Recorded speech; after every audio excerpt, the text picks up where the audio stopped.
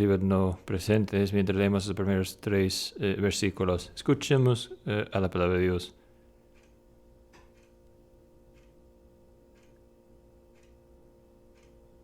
Y vosotros que estabais muertos en vuestros delitos y pecados, en los cuales anduvisteis en otro tiempo según la corriente de este mundo, conforme al príncipe de la potestad del aire, el espíritu que ahora opera en los hijos de desobediencia, entre los cuales también todos nosotros en otro tiempo vivíamos en las pasiones de nuestra carne, satisfaciendo los deseos de la carne y de la mente, y éramos por naturaleza hijos de ira, lo mismo que los demás.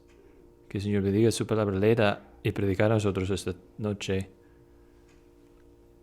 Si usted es uno que escala montañas, o no escala para los cimas, no los valles. Y sin embargo, los valles tienen su propósito, ¿no? Y si usted es un lector de la Biblia, lo mismo es cierto. Como lector de la Biblia, usted anhela alcanzar las cimas, ¿no? Anhela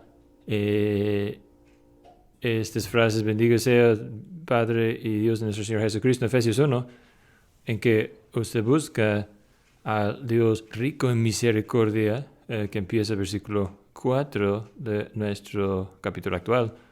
Usted disfruta de las cimas, pero las valles tienen su utilidad, ¿no? Y aquí en versículos 1 hasta 3 estamos en una valle en realidad.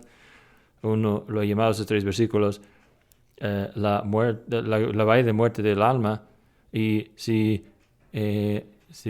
leemos y marinamos un poco en esos versículos, probablemente sentiríamos lo mismo. Y hay razón porque las valles son tan importantes. Estos puntos bajos en las Escrituras son tan importantes porque nos hacen en realidad a agradecer y valorar las cimas, ¿no? Obviamente el párrafo que empieza Efesios 1 es hermoso, suena muy bien. O el pasaje empezando versículo 4 aquí en capítulo 2, palabras maravillosas y hermosas, pero aparte de la valle, aparte de la descripción de nuestro problema, aparte de la descripción de nuestra pecaminosidad y necesidad, estas palabras son vacías, palabras que suenan bonitas, pero vacías, sin contenido, sin significado verdadero. Así que necesitamos saber qué dicen esos puntos bajos para poder valorar estos puntos altos, esas cimas, cuando llegamos a ellos. Y si Dios permite, llegaremos allá. Pero esta tarde estaremos enfocados en más lo que Pablo dice aquí en esos primeros 3 versículos. Él va a llevarnos por un recorrido examinando el hombre sin Cristo. El hombre sin Cristo. Aquí en estos 3 versículos él empaca y en esos 3 versículos mucho de la doctrina del pecado. No todo lo que la Biblia tiene que decirnos en cuanto al pecado, pero habla de mucho en cuanto a la doctrina del pecado, y necesitamos tomar estos 3 versículos para poder valorar después el Evangelio de Cristo Jesús a un grado más alto, ¿no? 3 cosas entonces que notamos en estos 3 versículos. Primeramente esto: sin Cristo, nosotros somos muertos mientras vivimos. Sin Cristo somos muertos, aún siendo vivos. Usted puede ver cómo empieza este capítulo, ¿no? Y dice, vosotros, y vosotros que estamos muertos. Es algo sorprendente. Recordando que Pablo no trata con capítulos y versículos en su carta, es simplemente una carta. Y si estuviera usted leyendo el capítulo 1 y notar cuándo está hablando de señorío y el reino de Cristo, su exaltación, no hay nada para prepararle a usted en cuanto al siguiente versículo, el principio del capítulo 2, donde dice, y vosotros, a vosotros que estabais muertos. Es una cosa muy atrevida para decir. En los días de Pablo era algo muy atrevido, y en nuestro día igual, porque gente con mucha prisa se va a reír en escuchar eso. Estoy muy bien, gracias. Yo siento vivo, físicamente estoy bien, y mentalmente soy capaz, y estoy viviendo una vida muy muy feliz, ¿por qué dirías que estoy muerto? Bueno, es lo que Pablo está haciendo, ¿no? Al llevarnos nuevamente al jardín de Edén, está llevándonos a los principios de Dios, a Adán y Eva, y en el día que comerán de este árbol, morirán ustedes seguramente. Y aun cuando Dios lo dijo, Satanás se rió escuchando eso, ¿no? Dijo a Adán y Eva, ustedes seguramente no morirán. Ustedes llegarán a ser bien, van a estar bien. Pruébenlo, prueben el fruto, van a seguir viviendo. No se preocupen. Bueno, sabemos que no es exactamente el caso, ¿no? Que en la forma más importante, sí, se murieron Adán y Eva en aquel día.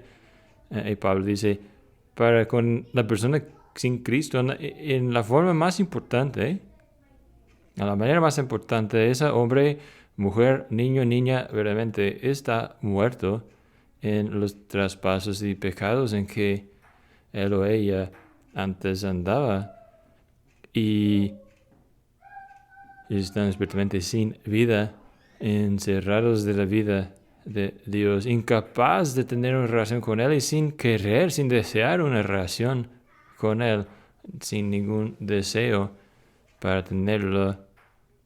Y es prudente no especular por nuestra parte, por lo tantas veces que Pablo le gusta hablar de nosotros estando en Cristo, para poder ver aquí un paralelo en su pensar. Si uno no está en Cristo, entonces, ¿qué es? Bueno, si usted no está en Cristo, entonces usted está en traspasos y pecados en que antes anduvieras, ¿no?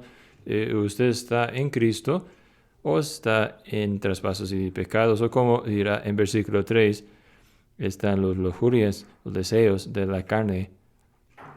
Así que Él nos está diciendo, es lo que significa estar afuera de Cristo, ser apartado, aparte de Cristo, es lo que significa huir a las advertencias de Dios, cuando dice, el día que tomarás de este fruto y comerás de ello, morirás, y estará usted en sus pecados y traspasos, en los deseos de la carne. Eso es lo que usted será.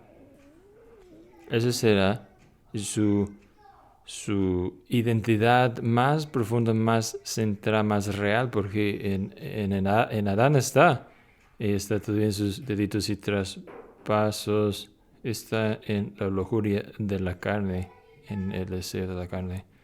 Hay realmente solamente tres vistas, tres perspectivas del hombre y su condición. Vista perspectiva 1 dice que el hombre está bien. Perspectiva 2 dice que el hombre ha pecado. Versículo 3 dice que el hombre está muerto. Yo no conozco a tanta gente que esté dispuesto a defender la primera perspectiva, ¿no? Hay mucha evidencia al contrario, ¿no? El hombre no parece estar bien, pero hay muchos que defenderían perspectiva número 2, que el hombre está enfermo, dijo, perspectiva número 2. Si está enfermo usted, entonces usted va a buscar un tratamiento por su paciente y va a estar convencido de que si es pobreza que necesita enfrentar, se ha enfrentado, entonces enfrentarse, o la educación, enfrentar la falta de educación, o a lo mejor ese es el asunto de la justicia, inigualdades en la sociedad. Eso puede ser el problema. A lo mejor lo que necesitamos es mejor cuidado de salud. Ese es el gran problema del hombre. Si el hombre está enfermo, entonces usted busca el remedio. Pero si el hombre está muerto, en cambio, solamente Dios puede arreglar eso. Y Pablo no hesita para nada decir que la tercera perspectiva es la perspectiva correcta. Ese es el caso para con el hombre espiritualmente. Él está mucho más allá de enfermo. No está enfermo, está muerto. Muerto en los traspasos y pecados en que anda. Pablo quiere que usted y yo veamos, aparte de Cristo Jesús, aparte de una relación viva y verdadera con Él, usted y yo somos Lázaro. usted y yo somos Lázaro, lo tan muerto que estaba Lázaro en el sepulcro hasta que llegó Cristo Jesús y dijo, Lázaro, ven, sal de ahí. Hasta que nadie menos que Jesús viniera y hablara esas palabras, nosotros estábamos completamente muertos espiritualmente, muertos a nuestra necesidad de tener un Salvador, completamente muertos a cualquier deseo, a cultivar a nuestro lado espiritual.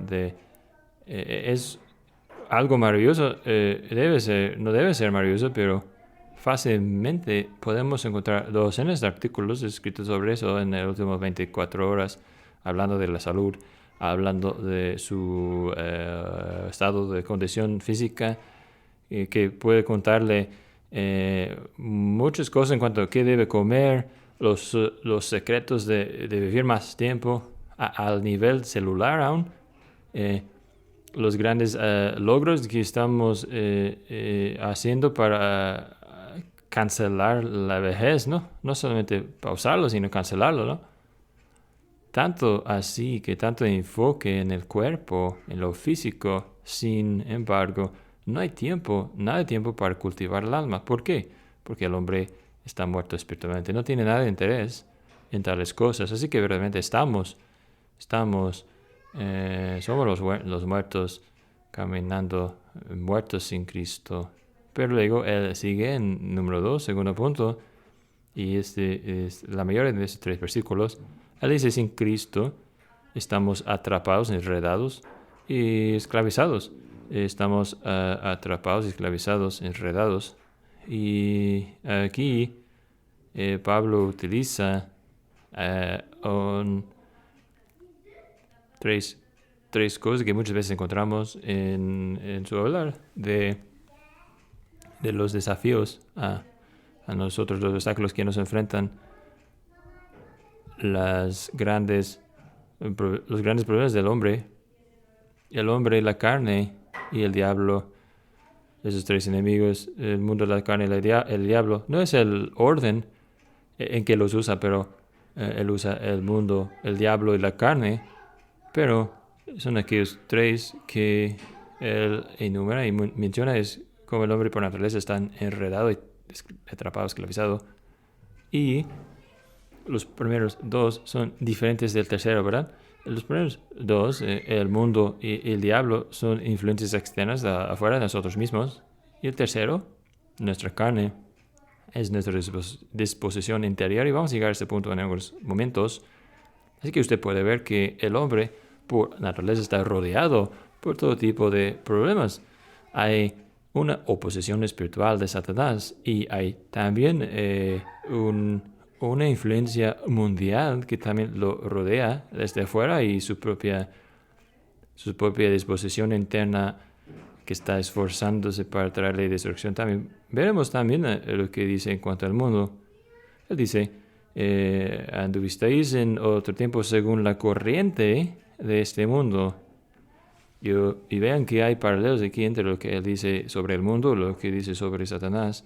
Conforme al príncipe de la potestad del aire, el espíritu que ahora opera en los hijos de desobediencia. Ambos son influencias externas, trabajan desde afuera del hombre. ¿Qué es lo que quiere decir aquí sobre el mundo? Cuando dice el mundo, ¿qué quiere decir? Bueno, muchas veces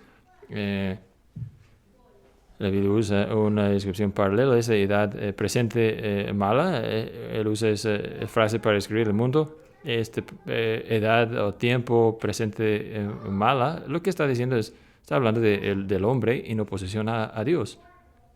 El hombre que dice, yo correspondo, me corresponde el trono, yo debo estar sobre el trono, Dios, yo decido cómo vivir, no Dios.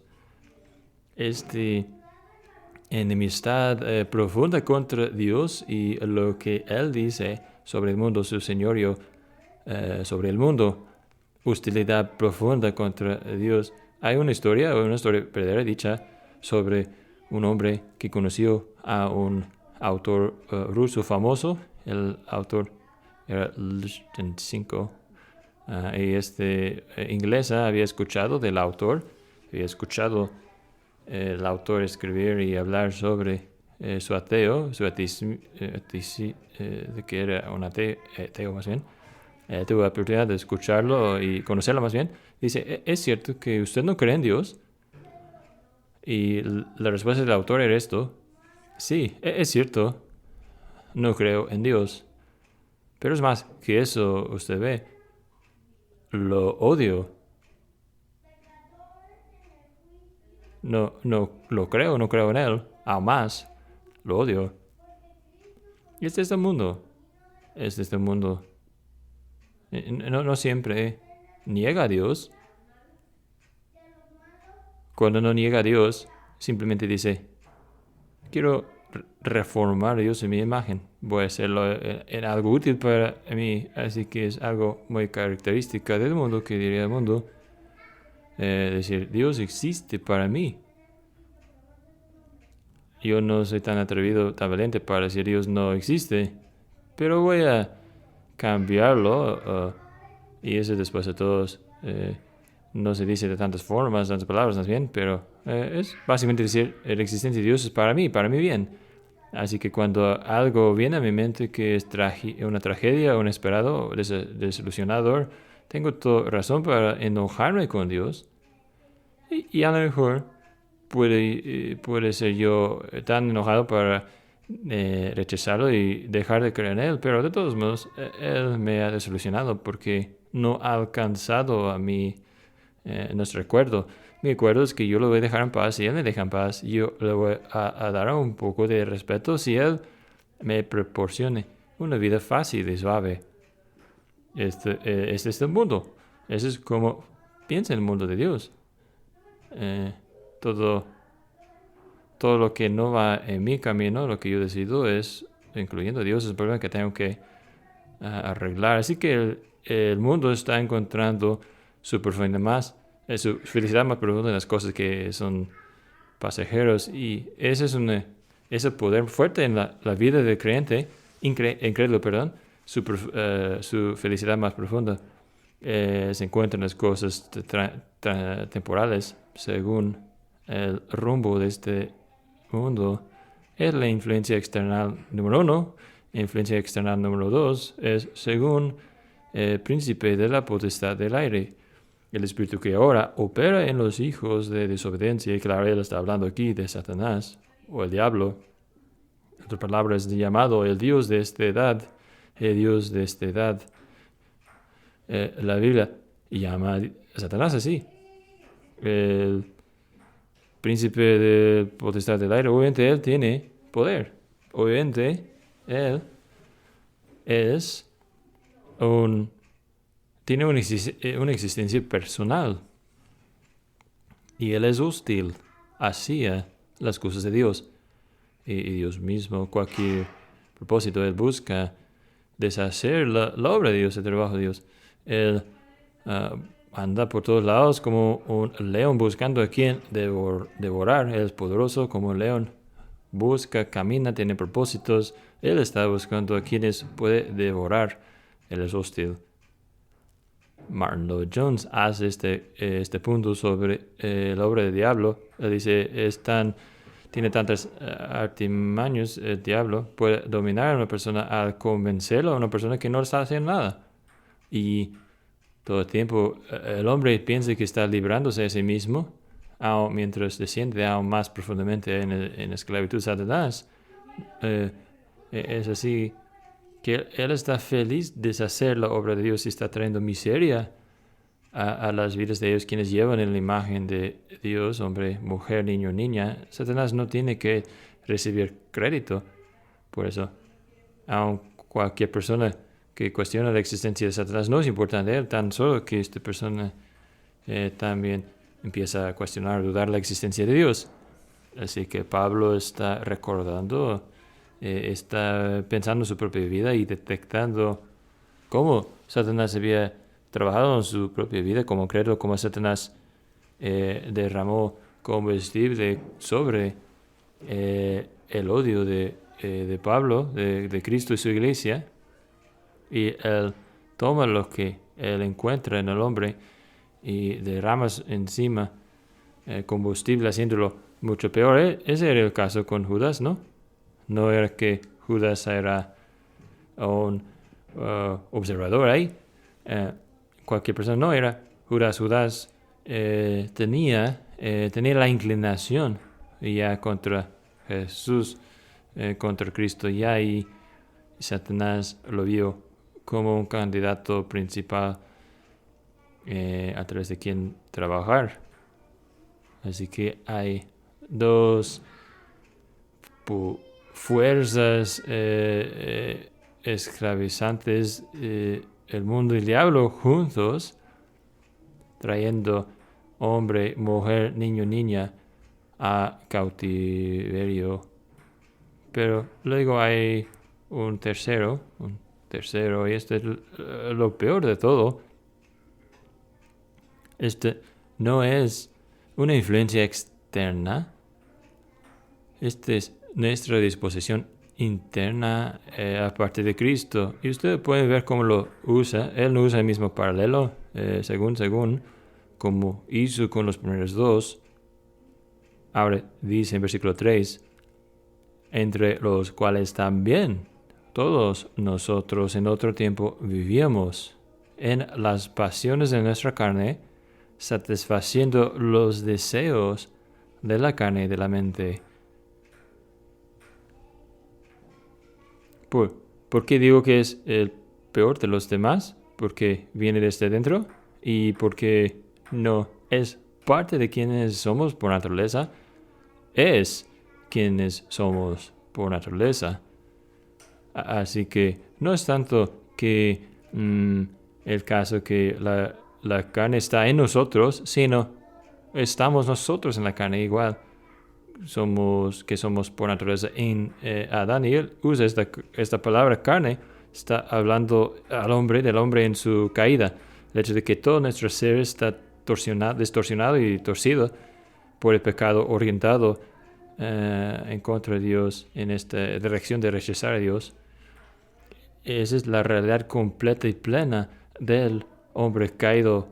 El hombre caído, ellos se manejan, se comportan según las pasiones de su carne, satisfaciendo los deseos de la carne y de la mente. Todo se trata de nosotros, todo está en nosotros. Todos nosotros tenemos la culpa. No podemos decir, el diablo me lo obligó a hacerlo. No podemos decir, el mundo me influyó a hacerlo. A fin de cuentas, la culpa está en nosotros. La responsabilidad está en nosotros. Esa es nuestra disposición, como dijo Lutero. Y yo creo que dijo, estamos enfocados adentro hacia nosotros mismos. Es lo que dice Pablo aquí, por naturaleza. Nosotros completamente estamos dedicados, entregados a la carne, esa persecución, perseguida más bien de lo que nos agrada. Shakespeare lo dijo en su línea famosa de César, cuando él dice casi a Brutus, la culpa, Brutus, no está en las estrellas, sino en nosotros mismos. Lo que Pablo está haciendo aquí, la culpa se encuentra en nosotros mismos. Sí hay influencias externas, ellas aprovechan de la situación, pero están edificando sobre un fundamento, algo que ya está ahí, porque nosotros por naturaleza estamos en la carne, distorsionados por el pecado completamente. Esta es la realidad completa y plena del hombre caído. Así que Pablo dice, estamos atrapados en ese círculo, ¿no? Ese círculo vicioso que afecta nuestra relación con Dios, afecta nuestra relación con los demás, afecta a nuestra comprensión de nosotros mismos. Somos ciegos a la verdad de quiénes somos, incapaces de tener una relación verdadera con Dios. Dios es nuestro enemigo. Dios es uno que a odiar y contra quienes conternos. Este es Dios, ese es el hombre más bien en su estado natural, ese es el hombre en su estado caído. Sinclair Ferguson lo dice de tal forma, él dice, sí hay, todavía los muertos están caminando, están andando, esa palabra se usa aquí, andamos según el mundo y corriente del mundo y de lo demás, por todo ese caminar, pero todo ese caminar está dentro de los confines de un prisionero, de campamento de prisioneros de la guerra.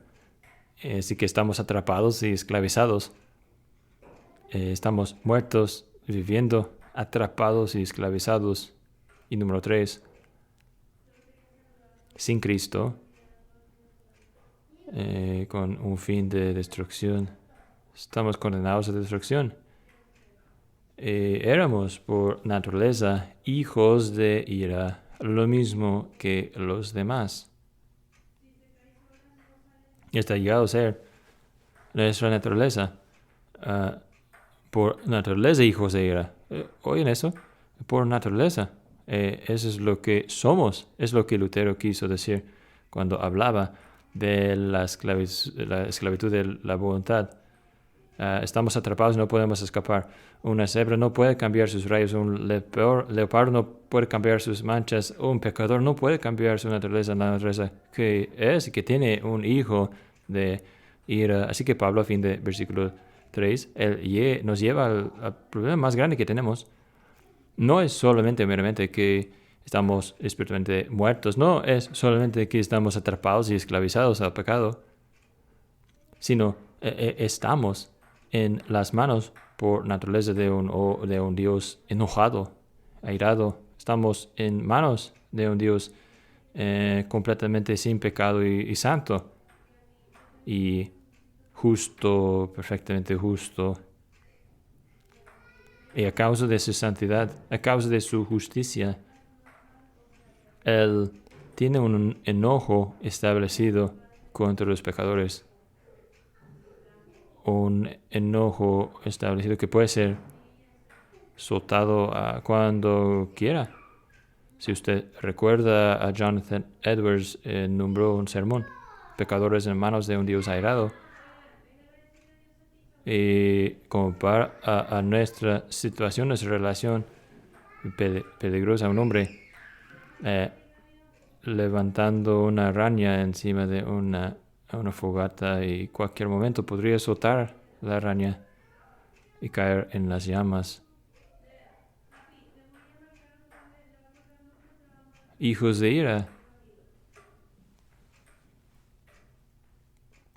Y si esta noche usted está escuchando todo esto y usted está convencido de que esta es su situación actual,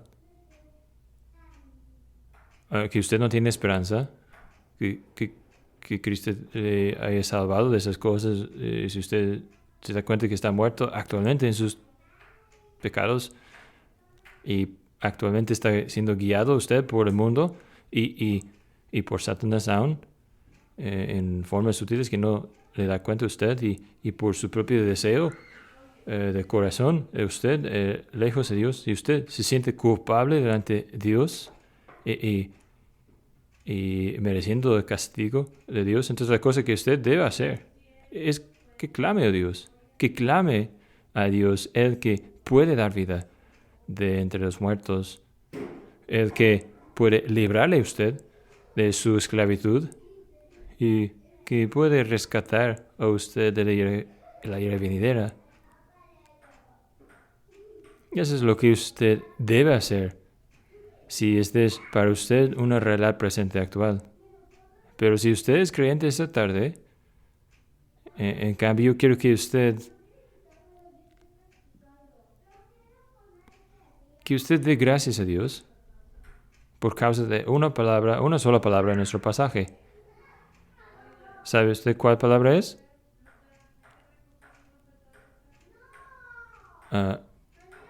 Una vez andaba así. O usted una vez se comportaba de esta forma, ¿no? Para con usted eso no es quien es, ya no más. Porque para con usted, porque Cristo le ha salvado, porque usted sabe que Cristo le ha salvado, porque Cristo ha venido a cambiarle la vida y darle nueva esperanza, nuevo deseo. Usted puede alabar a Dios, como seguirá haciendo Pablo en nuestro pasaje, y decir, una vez era cierto esto, pero ya Brownlow North vivía en Los Ángeles en los 1800 y escribió era en un clase de los caballeros y número de años vivía una vida de un caballero de jugar y cazar y tomar mucho y todo lo demás. Y porque era un caballero de cierta fama, había artículos escritos en las noticias en aquellos días anteriores, ¿no? Tenía esos tipos de como que chismes actuales, secciones de chismes, ¿no? En las noticias, ¿no? Y él llegó después de ser convertido y evangelista, llegó hasta ser y empezó a predicar. Un tarde, antes de predicar, un mensajero vino con una de esas noticias, artículos de noticias sobre él, disfrutando algunas de esas cosas de su vida anterior, con una nota pequeña que decía: yo sé quién eres. ¿Quién crees que eres para pretender ser a alguien diferente ahora? Algo así decía, ¿no? Esa nota. Y no tomo esto al púlpito, lo llevo al púlpito y leo un poco de ese artículo y luego leo la nota juntado y uso eso como base de lo que él tiene que decir a la gente que es de la palabra de Dios. Y yo no sé qué era el pasaje, puede ser que eran esos versículos de que estamos leyendo. Él antes andaba según la corriente del mundo. Usted y yo, quienes estamos hoy mismo en Cristo, antes éramos en la carne y en nuestros traspasos y pecados. Podemos dar gracias a Dios por su gracia, que usted y yo podemos decir que el tiempo ha pasado y ahora hoy soy algo diferente, algo nuevo. Esta tarde soy nueva creación en Cristo Jesús. Esas cosas antes eran ciertas, pero ya no más. Esto tiene sentido, ¿no? Lo que estamos leyendo en estos versículos. Tiene sentido, ¿no? De lo que hizo, lo que vino Cristo a hacer. Si solamente estuviera enfermo el hombre, ¿por qué vendría Cristo Jesús y tomar nuestra carne? ¿Por qué vendría Cristo para vivir una vida larga y fiel, justa? ¿Por qué iría Cristo a la cruz para morir? Si solamente estuviéramos enfermos, perdón. Él tuvo que morir. Tuvo que morir porque estábamos nosotros muertos. Él se murió porque nosotros estábamos muertos en traspasos y pecados. Es lo que celebramos esta tarde, ¿no? Mientras acudimos a la mesa del Señor, celebramos nuevamente que Cristo entregó su vida por sus amigos y Él nos llamó a usted y a mí, sus amigos, quienes estábamos muertos en delitos y traspasos y pecados, y vino a morir por nosotros. Déjenos darle gracias por esto. ¿Podrían ponerse de pie mientras oramos, por favor?